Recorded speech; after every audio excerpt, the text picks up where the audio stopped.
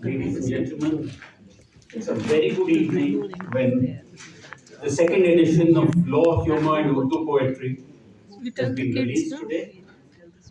And I have a nodding acquaintance with a lot of things, including the law, just a nodding acquaintance.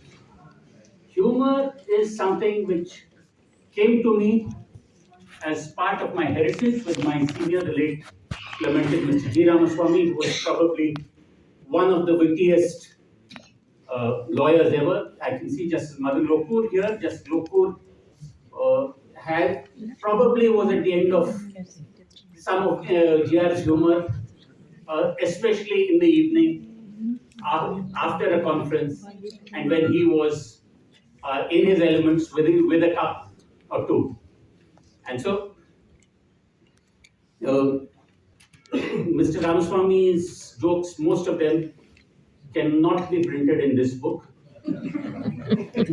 So the one occasion that I remember him cracking something before a constitution bench was also cited by Mr. Saurabhji when he, at his reference, where we were arguing Mr. Sessions' matter, and it was the question of the power of fixation under Article 324. The government could fix the number of people who were election commissioners. And Mr. Ramaswamy said, it is the power of fixation.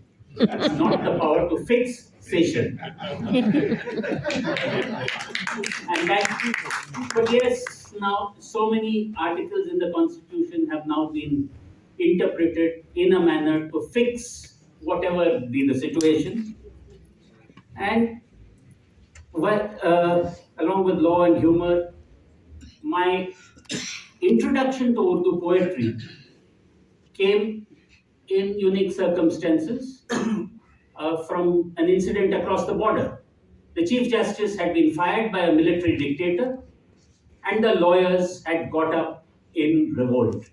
And it was at that point of time that there was a globe which had just the Chief Justice Iftikhar Ahmed Chaudhry's photograph, Faiz Saab's Hum Dekhenge in Urdu, with a Roman transliteration and an explanation. And so there began my journey to Faiz, to so many other people, to the extent that, let me make a confession. If there was a particularly nasty judge who I did not like, and as he retired, I would make sure that I'd go to his farewell, the last ceremonial court as it were, and mutter to myself, जब अर्ज़े खुदा के काबे से सब बुत उठवाए जाएंगे, हम अहले सफ़ा मरदूदे हरम मसनद पे बिठाए जाएंगे, सब ताज उछाले जाएंगे, सब तख्त गिराए जाएंगे, हम देखेंगे. But Justice Lokur, I did not come to your. And I hope I don't have to come to Nishi's farewell. But Nishi is a nice friend of mine. We've been neighbors in Supreme Enclave. We've been friends in the Supreme Court. And I don't know when it was that some other wit had a formulation about senior Supreme Court judges, about senior High Court judges who were either elevated to the Supreme Court or relegated to Supreme Enclave. But Justice Vishwanathan, along with Justice Lalit, have been those rare people who have been elevated from Supreme Enclave to the Supreme Court. And being a proud resident of Supreme Enclave, I still have a flat there, and I still hope that my son goes there and stays sometime. I hope that there are more people who are elevated from Supreme Enclave, from Supreme Towers, and that the fraternity that we share in the bar is never taken away. It is said that poets are the unacknowledged legislators of the world. That was what Shelley said. And it was, in a way, our good fortune that it was a poet, Thomas Babington Macaulay, wrote us our penal code. There were many poets who have influenced the course of law.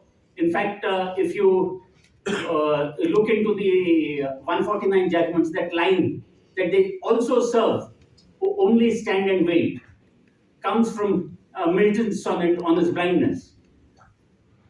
The thing is that poets and lawyers have a common obsession, an obsession as to what is the correct word, what is the correct definition, and in what context do you use it. I hope that Mr. Maqbool's book provides a starting point for many people, including my younger friends out there. If you can hold a court, with a quote, with a poem, or with that ready knowledge of the law, which illustrates the points that you want to make to a judge, that is where you have succeeded as a lawyer, you have succeeded as a storyteller. And with that, I wish you a very good evening. Thank you very much.